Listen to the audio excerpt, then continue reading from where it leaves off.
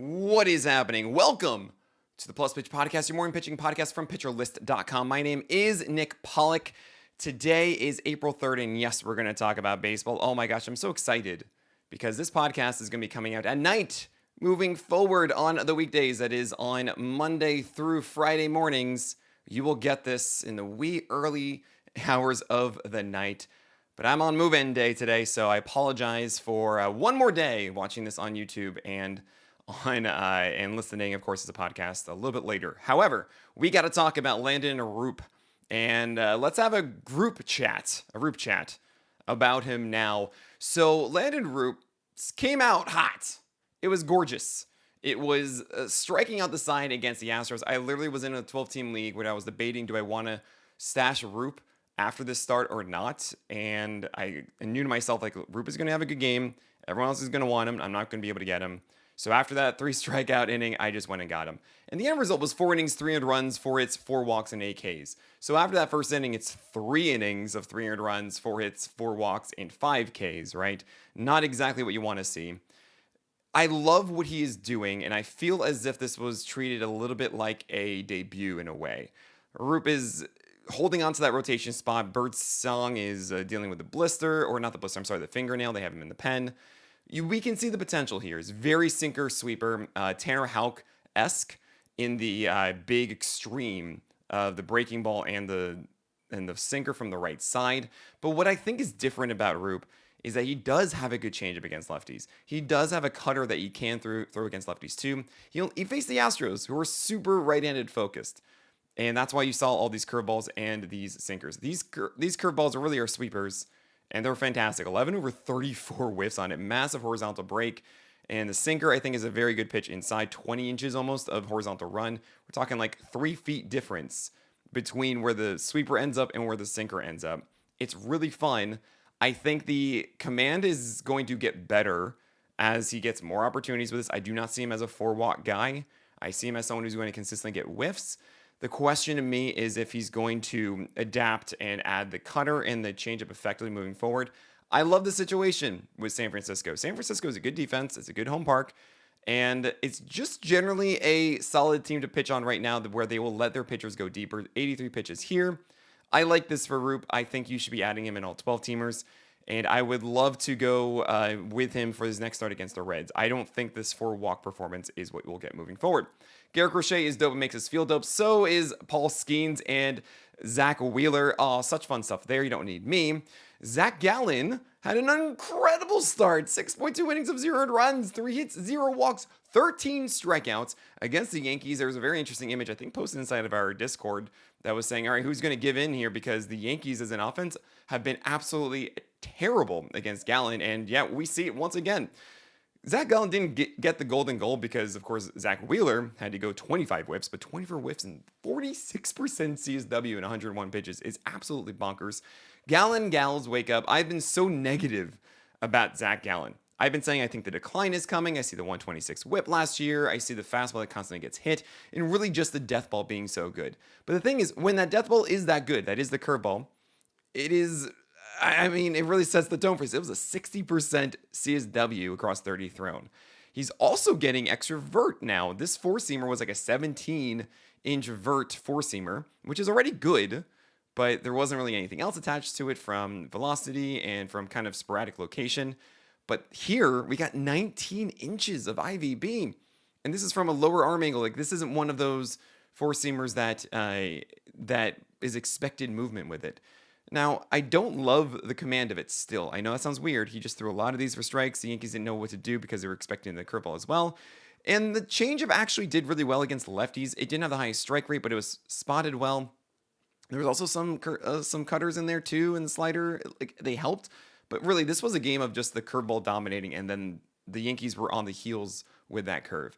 I hope that's the case moving forward. I think this is an extreme, but... obviously, I mean, with Zach Gallen, I've said, hey, look, you draft him. If you have him on your team, you're just going to keep starting him. I was worried about this one. I really was. This is the best I've seen Zach Gallen in a long time. And even then, I'm like, all right, is that sustainable though? I mean, 60% CSW on any pitch, let alone 30 thrown, is already just like, should tell you that this isn't sustainable. But pretty awesome. You love to see it from Zach Gallen. Jack Leiter, otherwise known as Jack Zippo, 5 innings, 0 runs, 1 hit, 0 walks, and 6 Ks. Incredible. 70 pitches. He left this game with a blister. They said it was precautionary, and that's always nice to see. He could have pitched through it. I always get terrified when I hear blisters early in season. Why? Because they can take a while to heal.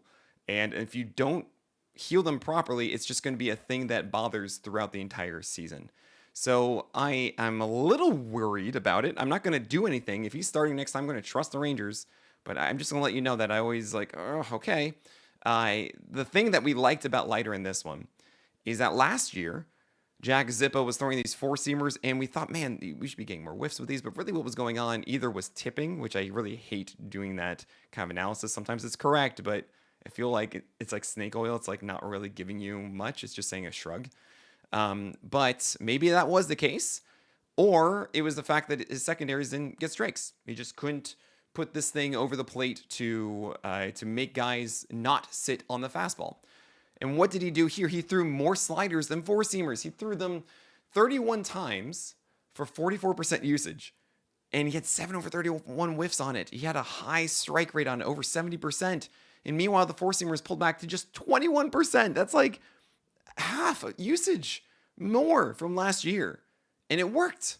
And he also had these changeups. Oh, the changeup's still kind of working a little bit. We'll see. And the sinker, okay. But really, the fact that Jack Leiter is throwing sliders for strikes, we saw it on the other side too.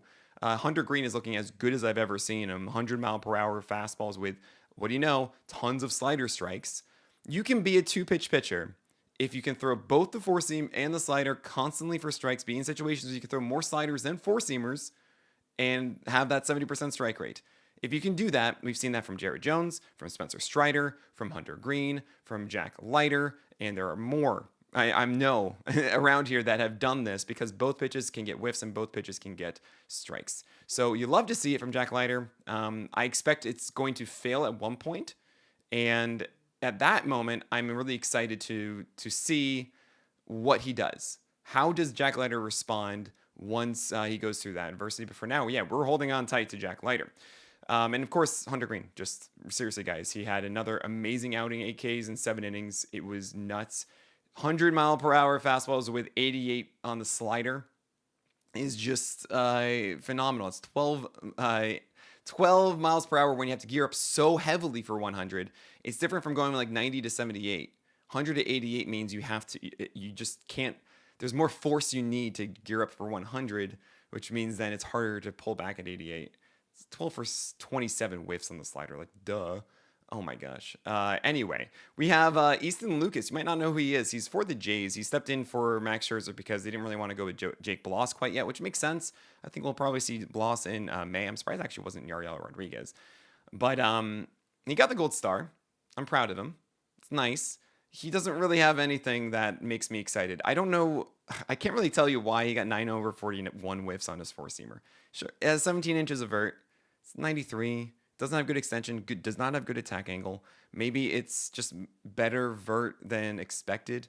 But man, this isn't going to be the same. Like this isn't, not. 2 whiffs on everything else.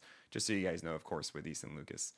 He's not the next guy you need to go and get. Blake Snell is doing Blake Snell things. And it's so funny. Every single year. This is why I rank Blake Snell lower than everyone else in the preseason. Because he went 4 innings, 0 runs, 5 hits, 4 walks, and 2 Ks. And the thing is, I'm probably going to be wrong at the end, right? Because we're all going to be saying, look, you got to stay with him. We know this. He's bad for a month or 2, and then he's the greatest pitcher on the planet for 4 months, right? That is what you're saying.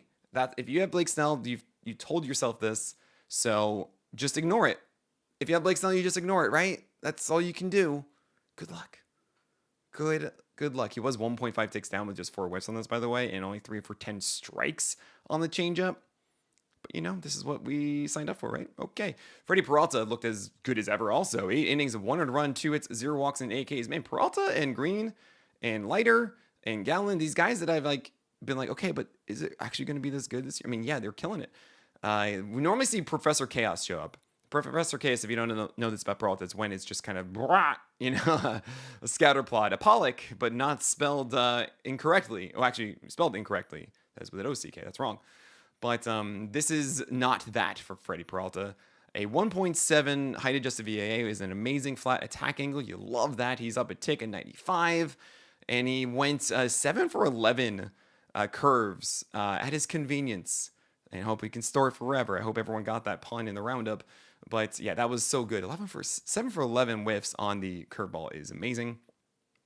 We did see competitive changeups, even though they weren't offered at a ton. Just having those really close to the zone helped him out too. An amazing start to the year after, I think, 2 innings or so of home runs against the Yankees, and then it was good after that for Freddie Peralta. I really hope this is just him cruising right now, because I was out on him, and I was just like, I don't want to.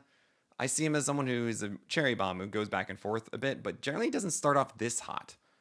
Then again, it was like, 20 inches of vert out of the gate last year, and then it fell down. Still, this looks good, and that's cool. Pablo Lopez against the White Sox, 7 innings, 1 run, 4 hits, 1 walk, and 5 strikeouts. I'll be honest with you, I'm not insanely impressed with the command of Pablo so far. It's a lot of just, here's my fastball into the zone. Same with the changeup, honestly, to lefties. And then the sweeper sometimes is away, but it's not always precise. Like, there's a lot of times he just kind of misses too much in the middle. But it's the White Sox, so that's cool. That's why it's only 5 Ks, though. They swung at those, and they didn't get hits. So that's good. 4 hits over 7. I love to see that from Pablo, too. His biggest thing is being too hittable, like an 8+ hit per 9. So if you want any game that you see under a hit per 9, I'm like, okay, cool, that's generally good. That's 9, of course, but you understand what I'm saying. We got to talk about some other guys here. Clay Holmes and Cole Reagans and Dylan Cease, but so many others. Ryan Pepe, what are we doing there? Kikuchi? Gore? Oh, no. Okay, we're going to talk about all of that after this break. Dylan Cease, 6.1 innings, 1 run, 4 hits, 1 walk, and 7 Ks. Pretty interesting because the changeup is floated in bad against lefties. What? Oh, my gosh. And he actually faced a ton of lefties. So props to him for having his best slider command I've seen in a long time against lefties, down and away for called strikes and underneath for whiffs. He also added vert on his four-seamer now, 19 to 20 inches. Oh, you love to see that. It's not 17 to 18 now. 53% strikes, but actually one of the things that Cease did to improve himself against lefties is to not give in as much. So to be a little effectively wild with that and not let guys just sit heater and they're not going to get the pitch that they want. Sometimes it's actually good to throw fewer strikes. I know. Trust me, I know, but I think this was one of those cases a little bit for Dylan Cease. And yeah, this really was against mostly lefties, so good job there, Dylan. Connor Gillespie, once again, had a good outing. 5 innings of 1 run, 4 hits, 0 walks, and 6 Ks. But look, this is the thing. He's a cutter sweeper guy against righties, and then he has changeups all over the place against the lefties. And it worked. Four-seamers are kind of surprising for called strikes, too. He's very strange to me. It's possible that all the different movement bands, like it's very good globs of it, not like spread out, is what's going on here. But you got to understand, all balls that we're here to play, the cutter, the sweeper, and the changeup, we have this amazing 3D Will Bacon, which is just better X Will Bacon. I keep calling it X Will Bacon because no one knows what 3D Will Bacon is, but it's really just saying that it is understanding spray angle too, and not just doing X Will Bacon on the 2D scale. For those that are really curious about it, it's inside of our PL Pro app, by the way, that we do for live pitches. And if you don't have PL Pro yet and you really want this data, trust me, you do. Then you got to go and get PL Pro, get yearly for 15% off with promo code podcast, all in caps. And the 3D X Will Bacon, really the 3D Will Bacon for Connor Gillespie's pitches was 395 or higher. Really, it was like 397 and then well over 400 for the others. So he shouldn't have allowed 4 hits, is what I'm trying to say. He got pretty fortunate against the Mets here. I'm not thinking that Connor Gillespie is the next big guy for you to go and get. Cole Reagans, 20 whiffs, 36% CSW, 97 pitches, 10 strikeouts. The thing about it is that it was still a 1.4 whip, 5 hits, 2 walks in 5 innings. He wasn't efficient. Even the last at-bat against Churiel was really, oh my gosh, I was laboring. Actually, on the stream, I was doing all this other stuff, but I needed to watch this one at-bat. And it took forever, but we finally got him to ground out. It was good. I think the slider and cutter are still pretty much where we were last year. And it's not quite the pitch we want to see. Also, really weird to see the changeup not dominating right-handers the same way. He's not getting it down and away as much. It's more just kind of over the plate. But 13 over 56 whiffs on his four-seamer is absurd. And he's at 95, 96, and that's fine. Like, you're going to see some 93 a little bit more this year than you saw at the beginning of last year. I think, honestly, Cole Reagans at 95, 96 is fine. If that means that you are healthy and you have more stamina and everything, that's cool with me. Clay Holmes, 4.2 innings, 100 runs, 6 hits, 2 walks, and 6 strikeouts. 6 whiffs in there too. Yeah, he's turning into a hipster. The Adobe is getting that Clay home in Williamsburg. Actually, really, it's Bushwick now. Just to be honest with you guys, and turning that headache-inducing pitcher, stifling the entire roster. That is what a hipster is, and it's just annoying because like the sinkers, yeah, sure you got strikes, but then the secondaries didn't get strikes, and it's just you don't know what you're going to get from Clay Holmes. So you're going to keep starting him, I think. But he might just be turning into that hipster who's unable to go 6+ because he's just inefficient, even though he's a sinker baller. It's kind of weird. Luis Castillo, you have against the Tigers, got the win in Seattle. 7 innings, 200 runs, 5 hits, 2 walks, 5 Ks. I think it's very strange that his sinker was just down in the lower third of the zone and not underneath it against right-handers the entire time and didn't get punished for this. Meanwhile, his four-seamer is upstairs in the upper half against with his four-seamer to lefties, and really good separation with that in the slider and the changeup down and away as well. So I don't know. I feel that Castillo is squeezing the most of what he has right now. And 10 over 92 whiffs in the T, that is T-Mobile Park in the anti-course. What is the opposite of a cold beer? It's hot tea. Yeah, it's such a benefit to starting pitchers if you don't know that. I'm just a little like, okay, Castillo, I might sell high if I can. I think that Castillo isn't the real consistent The Rock. I don't want to butcher my accent of Spanish. So I don't think he's that he used to be in fantasy. But like, fine, he's a low-end Holly. Jameson Taillon went against the Athletics in Sacramento. 6 innings, 200 runs, 4 hits, 3 walks, and 7 strikeouts. I mean, look, the sweeper was generally effective to right-handers. Four-seamers were up. Backdoor cutters and changeups to right-handers. I didn't have to get the job done. Actually, really, it was left-handers, not right-handers. I apologize for that. 19 whiffs is really shocking. He got whiffs across the board, though. It wasn't like one thing that just took over. Normally, when we see that, we see like 2 pitches where they become the hero ones.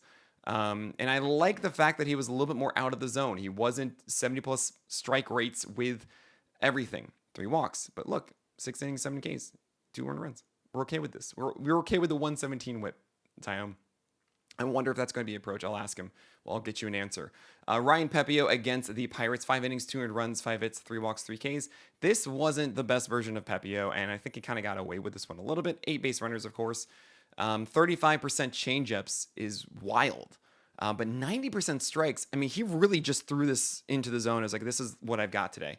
Because fastball and slider, 3 for 40 whiffs. Oh, gosh. So that's the volatility. The fact that Pepe was able to adapt and be able to go 200 runs in 5 is a big deal. The whip hurt. I mean, this wasn't the best one. And I do like to say often, like someone had mentioned this before, and I think that's right, is you have 3 buckets of starts, right? You have 30%, or let's just say 25% are your bad ones, 25% are your great ones, and 50% is where you really become a really good pitcher, a bad one. And when you're having the bad one, which is this one, to make sure that those are not so detrimental, it's not like a 6 earned run game or something, is a big deal to me. So limiting the days when that damage is there, or really it's like 25% you're on your worst, 25% you're at your best, and 50% of the time is the normal. So this was a 25% bad, and we're okay. Thank you, Ryan Pepio. Kyle Freeland had a better than very poor quality start. 6.2 innings of 300 runs, 9 hits, 0 walks, and 3 Ks. Okay. He's an extension guy. I never realized that before. It's like 6.9 extension. But no, I don't want to do this with Kyle Freeland. We have Zach Eflin against the Red Sox. Honestly, a poor quality start's fine. We'll take it. 15 whiffs, probably not. And not going to stick around. So Zach Eflin, I'm glad you're a Toby. Very low end Holly. You're a Toby. If you're chasing wins, also generally it's gonna be fine with Eflin too. Yusei Kikuchi is still scaring me. 6 innings of 300 runs, sure. 4 hits, 5 walks. That's a very poor quality start. If you don't know, that's 9 base runners and 300 runs in 6 innings exactly. You have 12 whiffs, 25% CSW on 104 pitches. So at least they're pushing him because it's the Angels.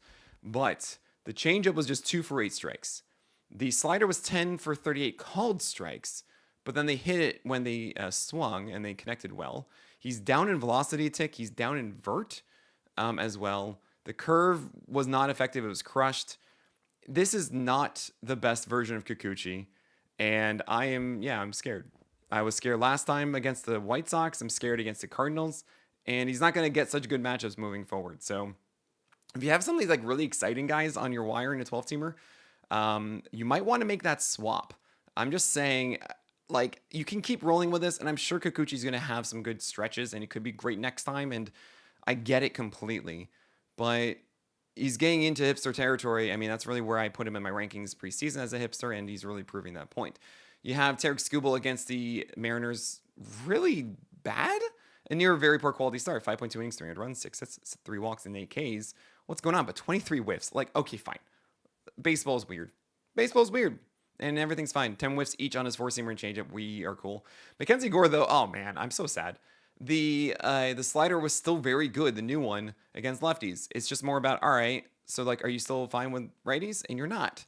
5 innings of 300 runs, 9 hits, 2 walks, 5 Ks. He threw, I mean, really, he faced so many righties. So the question is, okay, fine. Mackenzie Gore, for you to really be that guy, you have to figure out something better against righties in this curveball. That was just such a low strike rate. And it's so annoying. Also, the heater is not like 97 as you saw last times. It's like 95 to 96. And he's just not getting stuff from changeups or cutters or curveballs that you want against right-handers. And he didn't leave it up as the way. Oh, sorry, he didn't spot it up as he wants to. Ah, man, I was really, really hoping that new slider was going to do more. And I guess honestly, it did. It's just I overvalued how he looked against righties, I guess, in that start. I mean, I had him in the inside the top 50 because he just had 13 Ks against the Phillies. But yeah, I got to move him down. I'm sorry. I apologize. Apologize for the aggressive movement up of Gore, even though it wasn't in the top 40. It was in that cliff area, but still, I regret it. Bryce Elder did poorly against the Dodgers. What else is new? Carlos Rodon, 6 innings, 400 runs. Honestly, the thing here is 7 base runners with 4 walks. The changeup was bad, and I'm really sad to see that because it was so good last time. But he has actually this four-seamer that has more elite two-play movement than before, but he did it at 93. Rodon, we don't like it when you're at 94. We want you at 95 plus. So I don't, I'm not excited. I think this was also just one of those bad days for a guy, and hopefully the velocity is up. Also, that the changeup feel is better against right-handers. We just move on. Ben Lively didn't do well against the Padres. Sure, when he gets a good matchup, or at least when you see that he has a good run, then you can pick him up, okay? Sonny Gray was doing great for 6 innings, and then had a careful Icarus when the 7th arrived, when he allowed essentially a grand slam and got pulled. Oh boy. Sweeper is absolutely back as he's nailing down in glove side to both sides of the plate.